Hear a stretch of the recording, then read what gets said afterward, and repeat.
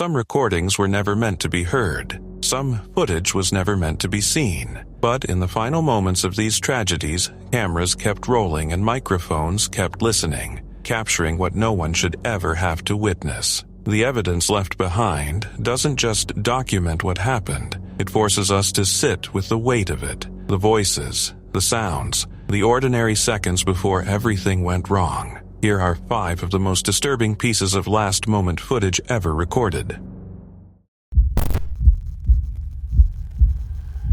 It was the morning of March 24, 2015. Clear skies over southern France, a routine departure from Barcelona's El Prat airport at 9, Germanwings Flight 9525 carried 144 passengers and 6 crew members bound for Düsseldorf. The Airbus A320 climbed without incident to its cruising altitude of 38,000 feet, leveled off, and settled into the quiet rhythm of a flight that had no reason to be anything other than ordinary. At 9:30, the captain told the co-pilot he was stepping out of the cockpit. He asked him to handle radio communications. The co-pilot acknowledged. The door closed behind the captain at 9:30 and 24 seconds. 29 seconds later, the selected altitude on the flight control unit dropped from 38,000 feet to 100 feet. 1 second after that, the autopilot shifted into open descent mode. The plane began to fall. What followed was recorded on the cockpit voice recorder in full. The co-pilot never responded to air traffic control.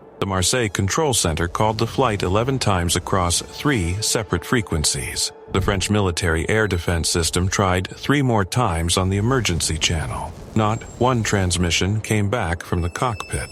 On the CVR, the only sound attributed to the co-pilot throughout the entire descent was steady, measured breathing. It continued until 7 seconds before the plane struck the ground. The captain returned to the door almost immediately. The access buzzer sounded, then the interphone. Then again, 4 more times between 9:35 and 9:39.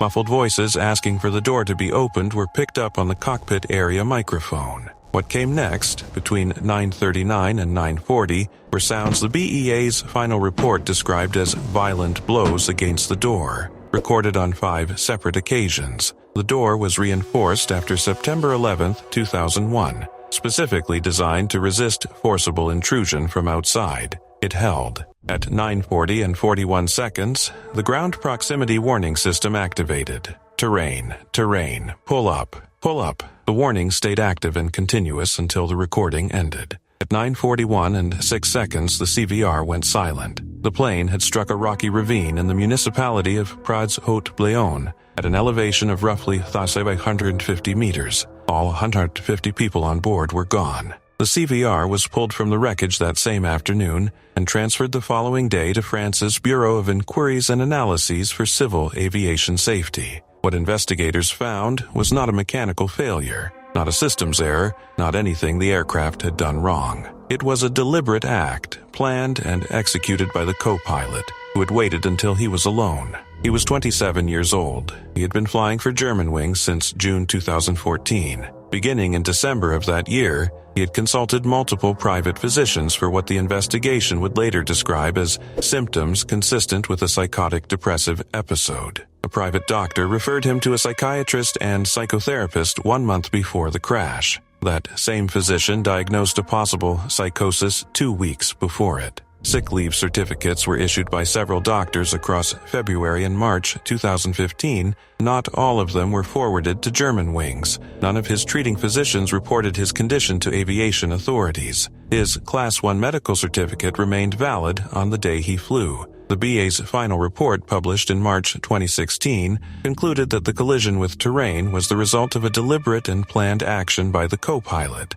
who chose to commit suicide while alone in the cockpit. The investigation identified 3 contributing factors behind his failure to self-declare: the probable fear of losing his flying license, the financial consequences of losing his income, and the absence of clear guidelines and German regulations about when a threat to public safety outweighs medical confidentiality. The door, designed to protect passengers from outside threats, had become the thing that made it impossible to stop what was happening on the inside. The captain's knocking, recorded clearly on tape, went unanswered for 11 minutes of controlled, intentional descent. 150 people were on that plane. The recording is what remains. It was the morning of September 11, 2001. United Airlines Flight 93 pushed back from its gate at Newark Liberty International Airport more than 25 minutes behind schedule, delayed by the typical wait of early morning traffic. It lifted off at 8:42, bound for San Francisco, carrying 33 passengers, 7 crew members, and 4 hijackers seated in first class. For the first 46 minutes, nothing was wrong. Radio communications were normal. The flight followed its heading. Then, at 9:28, traveling at 35,000 feet above eastern Ohio, the plane dropped 700 feet in a sudden lurch. Air traffic controllers at the Cleveland Center heard the transmission that followed. Through the noise of the struggle, the captain or first officer could be heard declaring a mayday. 35 seconds later, a second transmission. "Hey, get out of here! Get out of here!" Then the hijackers were in the cockpit, and the flight changed course. At 9:32, a voice later identified as Ziad Jarrah came over the frequency. "Ladies and gentlemen, hear the captain, please sit down. Keep remaining sitting. We have a bomb on board, so sit." Jarrah had keyed the wrong channel. He broadcast to air traffic control instead of the cabin intercom. Controllers heard every word. The passengers, for the moment, heard nothing. What followed over the next 25 minutes was captured on the cockpit voice recorder, recovered from the crash site in Shanksville, Pennsylvania. The full transcript was released through the federal court proceedings in the sentencing of Zacharias Moussaoui in 2006. The audio itself remains sealed by the FBI, which has maintained the recording as part of an active and ongoing investigation. Families of the victims have been invited to listen to it privately in the years since. The passengers in the rear of the aircraft were not waiting. At least 10 passengers and 2 crew members made phone calls during the flight, reaching family and colleagues on the ground. Through those calls, they learned that 2 planes had already struck the World Trade Center. They understood what kind of hijacking this was. According to the 9/11 Commission report, they voted on whether to rush the cockpit. They decided to act. At 9:57, the assault began. The cockpit voice recorder picked up the sounds of the counterattack through the closed door. Thumps, crashes, shouting, the sound of breaking dishes. Jarrah rolled the aircraft hard, left and right, trying to knock the passengers down. He pitched the nose up and then down. The sounds from the cabin did not stop. At 10:02, a voice in the background. "In the cockpit. If we don't, we'll die." 26 seconds later, another. "Roll it." Jarrah asked the other hijacker in the cockpit whether to bring the plane down. The answer, recorded clearly on the transcript, "Yes, put it in it and pull it down." At 10:02, a hijacker's voice again, "Pull it down, pull it down." The control wheel turned hard to the right. The plane rolled onto its back. The final sounds on the recording were words repeated in Arabic, growing louder, until the aircraft struck an empty field outside Shanksville at 10:03 in the morning,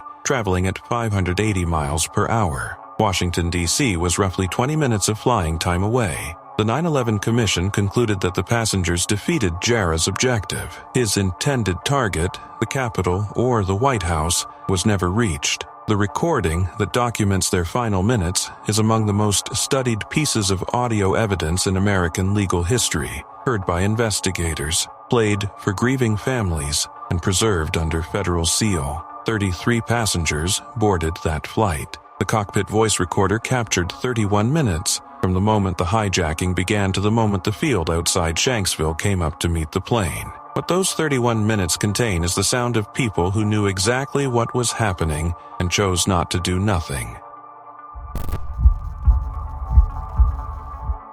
It was the morning of April 16, 2014, off the southwestern coast of South Korea, and the MV Sewol was making its regular run from Incheon to Jeju Island when the ship began to tilt. On board were more than 250 students from Danwon High School in Ansan, traveling on a school trip. They were teenagers. They had boarded the night before, 2.5 hours late because heavy fog had kept vessels from leaving port. Most of them had gone to sleep on a ship they had no reason to distrust. The Sewol was carrying nearly twice its legal cargo limit. Vehicles and shipping containers had been loaded without proper securing. When the vessel made a sharp turn through the Myeongol Channel, a stretch of water known for its strong currents, the unsecured cargo shifted. The ship tilted. At around 8:50 in the morning, the list became severe enough that plates and furniture slid across the floors. Within minutes, movement through the corridors was nearly impossible. The crew came over the intercom and told passengers to stay in their cabins and remain calm. Most of the students obeyed. They put on their life jackets, sat on the floors of their tilting rooms, and waited. Rescue, they were told, was coming. The captain and several crew members left the ship early. More than half of the 172 people who survived were pulled from the water by fishing boats and commercial vessels, not by the Coast Guard, which lost time before beginning its response. While the ship listed and water rose through the lower decks and corridors, some of the students reached for their phones. They sent messages through Kakao Talk, South Korea's dominant messaging application. They recorded video. They called their families. The Korea Herald later reported that the footage and messages recovered from those phones showed students in their final moments, some of them saying, "Mom and Dad, I love you." These were not security cameras or flight recorders. There was no institutional system running in the background. What exists came from choices the students made themselves, in the time they had, to reach the people they loved before the water reached them. In 2017, 3 years after the disaster, the Sewol was raised from the seafloor and transported to the port of Mokpo. Investigators recovered approximately 80 phones from the wreck. Data was restored from at least 2 of them. One phone had last been checked at 9:29 in the morning and stopped functioning 32 minutes later. The other went silent at 9:47. Among the messages recovered and released by the investigating committee was one sent to a student still trapped inside the ship. "Don't die, stay alive." The images and text messages released by investigators showed young people in life jackets, some sitting together, some alone, inside the tilting hull of a vessel they had been told not to leave. They had followed instructions. They had trusted the announcement over the intercom. That trust is part of what the footage preserves, as much as any specific frame or message. 304 people were killed. Of those, 250 were high school students from Danwon. The ship's captain was convicted of murder by the South Korean Supreme Court for abandoning his passengers while they remained trapped inside. 14 crew members received prison sentences. South Korea enacted stricter maritime safety laws and held a series of official investigations in the years that followed. The phones recovered from the wreck are now artifacts of what those students decided to do when they understood something was wrong. They did not know they were leaving a record. They were not thinking about evidence or documentation. They were thinking about the people on the other end of the screen, sending the last words they had left to give. It was the morning of April 20th, 1999, and Columbine High School in Littleton, Colorado, was an hour into a normal Tuesday when Eric Harris and Dylan Klebold arrived carrying firearms and pipe bombs. The attack lasted 49 minutes. 12 students and 1 teacher were killed. 21 others were injured. The school's cafeteria security cameras were running when it began, and what they recorded became part of the public record in the years that followed. The footage is black and white, fixed angle, the kind of institutional surveillance equipment installed in school buildings across the country without any expectation that it would ever be needed for something like this. It captures the cafeteria as it was meant to look. Tables, chairs, the flat institutional light of a room where students eat lunch, and then it captures something else. The attack started outside the building at approximately 11:19 in the morning, near the west entrance. Harris and Klebold opened fire there, then moved inside. The cafeteria security footage documented their passage through that space. Weapons visible. The chaos of students scattering across a room that had been ordinary seconds before. By the time they reached the library where most of the killing occurred, students had already fled the cafeteria. The camera in that room had already seen what it needed to see. Harris and Klebold both took their own lives in the library at approximately 12:08 in the afternoon. The cafeteria footage was reviewed by investigators as physical evidence and later released through the Jefferson County Sheriff's Office as part of the public record. The FBI assisted local law enforcement with the investigation, conducting witness interviews and processing evidence in the weeks that followed. A still image extracted from the security tape, showing both Harris and Klebold inside the cafeteria with weapons, became one of the most reproduced photographs connected to the massacre. What makes the footage so unsettling is not the violence itself, which the camera did not fully capture, but the setting it refuses to change. The tables stay where they are. The lighting does not shift. The ordinary architecture of a school cafeteria remains exactly as it was, and the two figures moving through it do not belong to the space they are walking through, and yet there they are. The camera recorded what appeared in front of it without distinction between the routine and the catastrophic. The Columbine massacre reshaped how American institutions thought about school safety, about early warning signs, about the relationship between communities and the young people inside them who might be in crisis. Those questions did not resolve cleanly in 1999, and they have not resolved in the more than 2 decades since. Columbine became a fixed reference point in those ongoing conversations, the event everything after was measured against. The security footage is part of why. It placed Harris and Klebold inside the school in a way that could not be disputed or softened. It gave investigators a documented timeline. It gave the public an image that was harder to look away from than any written account. A surveillance camera has no judgment, no perspective, no stake in what it records. It runs until it stops running. On that morning, it ran. 13 families buried someone in the days after April 20th, 1999. The footage they left behind is still held in the public record, reviewed by researchers, referenced in court cases, reproduced in documentaries. It captures roughly the same span of time the attack lasted, the same institutional space where lunch had been served that morning, and 2 people moving through it who had already decided what they were going to do. The camera could not stop them. It could only watch and keep watching and preserve what it saw.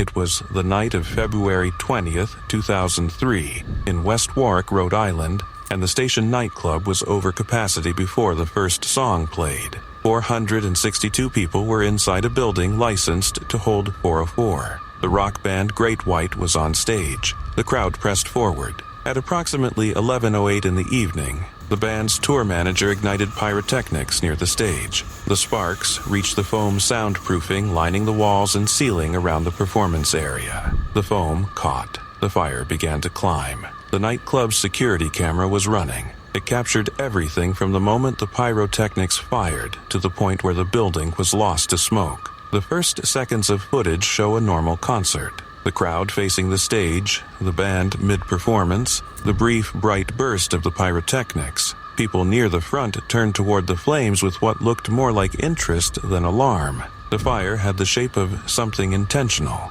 something theatrical, because that was the only frame available to them in that moment. It appeared to be part of the show. Then the flames reached the ceiling foam, and the room's character changed with astonishing speed. Thick smoke began pushing down from above. People turned toward the exits. Almost all of them moved toward the front entrance, the door they had walked through when they arrived. The security footage documents what followed. A mass of people compressing into a single narrow hallway. The crush at the doorway thickening until no one could move in either direction.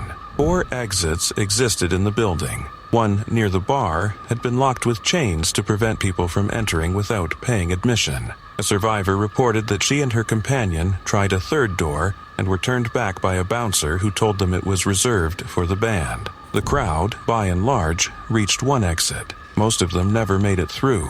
The building was fully engulfed in 5.5 minutes. 100 people were killed. 230 others suffered burns, smoke inhalation, or injuries from being trampled. 132 escaped without physical harm. The security footage became central evidence in the criminal proceedings that followed. Nightclub co-owners Jeffrey and Michael Derderian each faced 200 counts of involuntary manslaughter. Both entered no contest pleas. Michael Derderian received a 15-year sentence with 4 years to serve. Jeffrey Derderian received a suspended sentence and probation. Daniel Beischelet, Great White's tour manager, pleaded guilty to 100 counts of involuntary manslaughter and was sentenced to 4 years in prison. What the footage preserves is not simply the fire itself, it preserves the sequence of decisions that made the fire fatal. The foam on the walls, chosen for its acoustic properties without regard for what it would do if it ignited. The chains on the exit door, put there to protect revenue. The bouncer at a 3rd door, following instructions that made sense on any other night. none of those decisions were made with 462 people trapped in mind. All of them were present when those 462 people were trapped. The camera recorded the room as it was, then recorded the room as it became. It captured the brief window when the fire still looked like a feature of the show, and then it captured the moment that window closed. The footage does not linger or editorialize. It simply shows the room filling with smoke and the crowd moving in the wrong direction, and it shows how little time passed between the pyrotechnics firing and the point at which leaving became nearly impossible for most of the people inside. 100 people went to a concert that night. The camera watched them standing in front of the stage, the music up, the lights on. It was still recording when the building stopped being a place anyone could get out of. The recordings in this video are not artifacts of distant history. They were captured by equipment most viewers will recognize: cockpit, voice recorders, mobile phones, security cameras. The same devices that fill ordinary days fill the final minutes of these events. What separates the 5 recordings is not the technology that captured them, but the position they happened to occupy when something went catastrophically wrong. A passenger jet's flight deck, a nightclub doorway, a school library, the deck of a ferry tilting beyond the angle of recovery. Each of those recordings became the principal record of what had happened, in part because the people who would otherwise have testified were no longer alive to speak. The cameras spoke for them, and what they said was something close to the simple fact of the event itself. The footage does not analyze, does not interpret, does not place the moment inside a story. It just shows what was there, and then what was not. For investigators, for families, for the public, that documentation is sometimes the only record of how the worst minutes of a life were spent. It is rarely watched more than once by the people who knew the dead. It is rarely forgotten by the people who watch it even briefly.